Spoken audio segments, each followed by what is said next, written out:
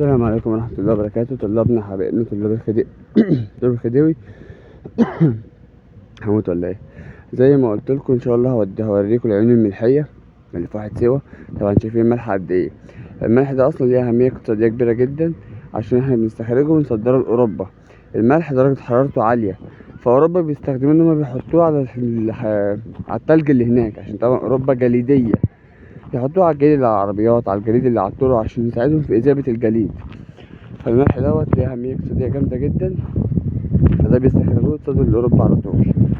طبعا شايفين الملح عندنا ازاي، بس هي فعلا مياه صافية وجميلة. بس البحيرة من دول أو العين من دول درجة ملوحتها أكتر من 90%.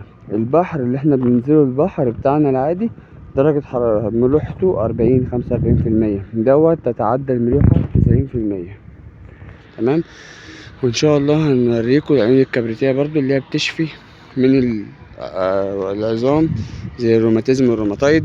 العيون الملحية دي بينزلوها عادي، والسياح بينزلوها. في سياح جاي هناك اهوت، السياح بينزلوها عشان بتحمي من الامراض الجليدية. اي مرض في الجلد ان شاء الله بتشفي منه. مع السلامة.